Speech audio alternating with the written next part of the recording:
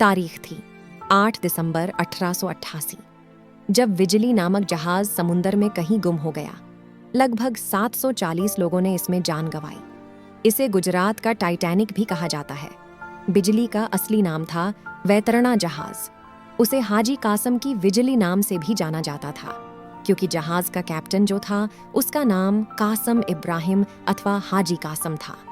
मुंबई की AJ. Shepherd company का यह जहाज सन 1885 में ग्रेन्समाउथ डॉकयार्ड कंपनी द्वारा बनाया गया था।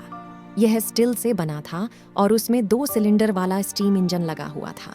इसकी वजन क्षमता 292 टन थी। इसकी लंबाई करीब 170 फीट थी। इसे बनाने में लगभग 3 सालों का समय लगा था। उसमें 3 फ्लोर थे, जिसमें कुल मिलाकर 25 कमरे थे।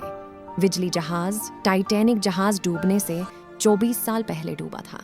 यह जहाज मांडवी, कच्छ, गुजरात से मुंबई के बीच मुसाफिर और सामान को लाने और ले जाने का काम करता था।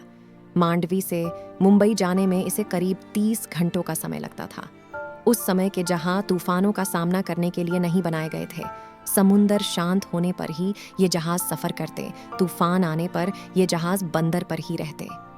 8 दिसंबर 1988 की दोपहर को यह जहाज 520 मुसाफिरों को लेकर द्वारका के लिए निकलता है। वहां जाने के बाद और 183 मुसाफिर जहाज में सफर के लिए चढ़ते हैं। ऐसे 703 मुसाफिर और 38 क्रू मेंबर, कुल मिलाकर जहाज में 741 लोग मौजूद थे। द्वारका से जहाज पोरबंदर के लिए रवाना होता है।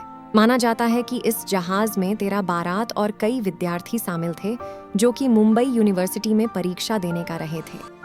लोगों के कहने के मुताबिक मौसम खराब होने के कारण पोरबंदर डॉकयार्ड संचालक लेली ने जहाज के कैप्टन कासम को समुंदर में जाने से मना किया था, लेकिन बाद में हुई जांच में यह बात गलत साबित हुई। खराब मौसम होने के बावजूद विजली पोरबंदर बंदर पर नहीं रुकता और मुंबई के लिए निकल पड़ता है। आखिरी बार उसे मांगरोल के दरिया किनारे देखा गया। उसे खोजने की बहुत कोशिश की गई। आखिर में अगले दिन उसे खोया हुआ डिक्लेयर कर दिया गया। खोए हुए जहाज का कोई मलबा या हिस्सा नहीं मिला और ना ही किसी की बॉडी मिली। माना जाता है कि अरबी समुंदर में तूफानों में फंसकर जहाज टूटकर डूब गया होगा। लोक कथा के अनुसार जहाज का कैप्टन हाजी कासम को फकीर ने कहा था कि वह 99वें जहाज का मालिक होगा और विजली उसका आखिरी जहाज होगा। इस दुर्घटना के बाद मुंबई प्रेसिडेंसी ने इस पर जांच की और जांच में पाया कि विजली जहाज तूफानों का सामने करने के लिए नहीं बनाया गया था और उसमें टाइटैनिक के जैसे लाइफ बोट्स भी कम थीं। जांच में ये भी पता चला कि जहाज में और भी तकनीकी खराबी थी और इसी वजह से तूफान में फंसकर जहाज टूट गया और समुंदर में कहीं गुम हो गया।